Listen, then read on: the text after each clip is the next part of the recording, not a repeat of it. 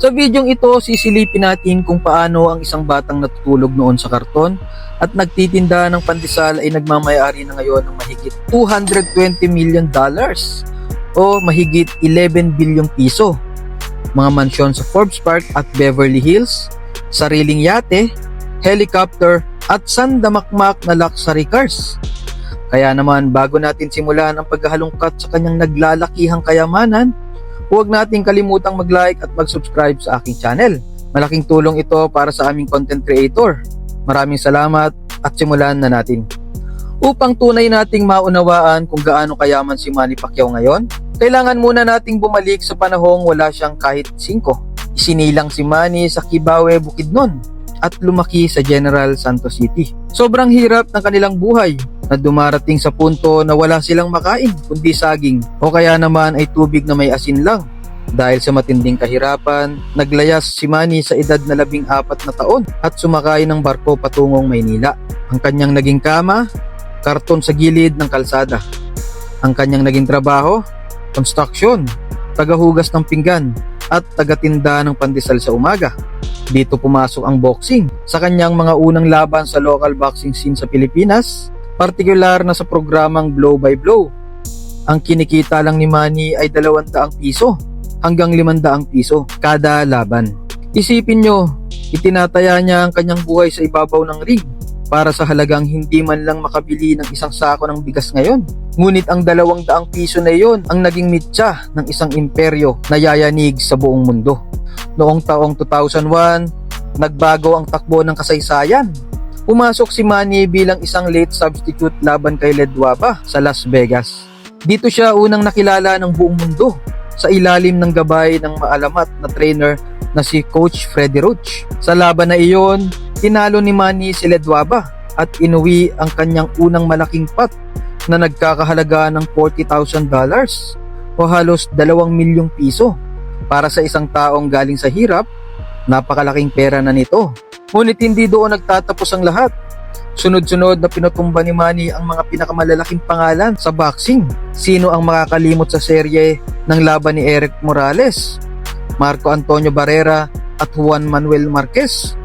Sa bawat suntok na binitawan ni Manny, doble at triple ang itinatalon ng kanyang premyo. Noong taong 2008, hinarap niya ang tinaguriang Golden Boy na si Oscar De La Hoya. Ang laban na ito ang tuluyang nag-angat kay Pacquiao sa pagiging isang A-list superstar.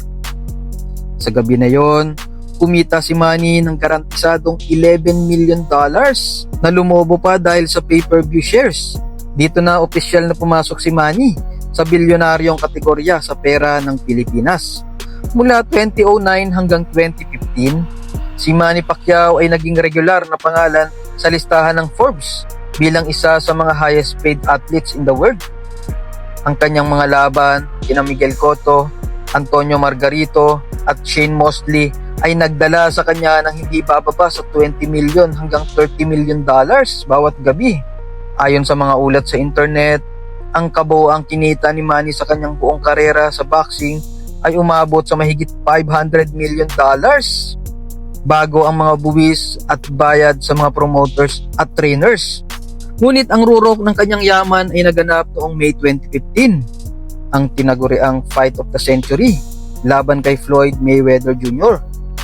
Kahit na natalo si Manny sa laban na ito sa pamamagitan ng desisyon, ang kanyang pag-uwi ay hindi pwedeng hamakin.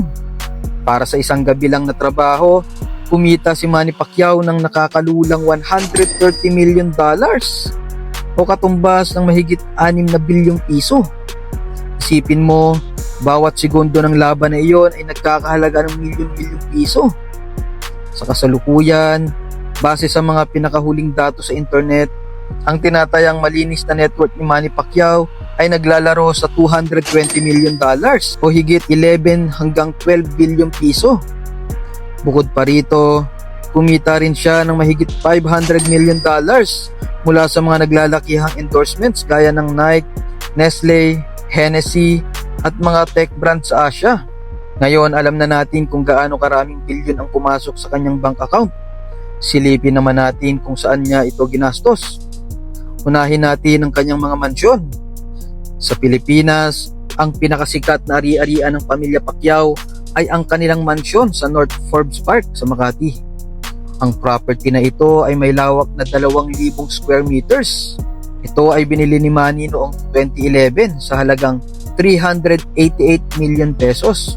Ngunit dahil sa pagtaas ng halaga ng lupa sa sikat na subdivision na ito, ang mansyon ay inulat sa internet na binebenta na ngayon sa halagang 1.5 billion pesos.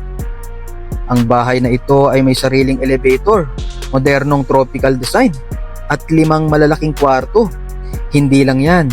Sa kanyang hometown sa General Santos City, nagmamay-ari si Manny ng isang malapalasyong mansyon na tinatawag na White House. Mayroon itong malaking swimming pool, sariling gym, billiard hall, at isang underground exhibit tunnel o pribadong museo kung saan nakalagay ang lahat ng kanyang championship belts, mga trophy, at mga larawan ng kanyang kasaysayan. Mayroon din silang malawak na beach house sa Sarangani, isang mansyon sa Dasmariñas Village, at bahay sa Binyan, Laguna. Kung akala nyo ay sa Pilipinas lang nagtatapos ang kanyang real estate, nagkakamali kayo. Noong kasikatan niya sa Amerika, bumili si Manny ng isang Mediterranean-style villa sa Hancock Park, Los Angeles sa halagang $2 million. At noong taong 2015, bumili siya ng isang napakahuwag na mansyon sa Beverly Hills sa California na nagkakahalaga ng $12.5 million o mahigit 600 million pesos. Ang mansyon na ito ay dating pagmamay-ari ng Hollywood star na si Jennifer Lopez at mayroon itong sariling 20-seat home theater. Dumako naman tayo sa kanyang mga sasakyan, ang mga sasakyang panglupa, panghimpapawid at pangdagat. Si Manny Pacquiao ay isang kilalang kolektor ng mga luxury at supercars. Ang pinakamahal na kanyang koleksyon ay ang isang Ferrari 458 Italia na nagkakahalaga ng humigit kumulang 23 million pesos. Nakikita rin siyang nagmamaneho ng isang dambuhalang armored Mercedes-Benz G-Wagon na nagkakahalaga ng hindi bababa sa 15 million pesos. Para sa mga out-of-town trips kasama ang pamilya, nariyan ang kanyang Cadillac Escalade na nagkakahalaga ng 20 million pesos. Isang Lincoln Navigator na nasa 16 million pesos. Porsche na nagkakahalaga ng 7 million pesos. Hummer H2 na nagkakahalaga ng 6 million pesos.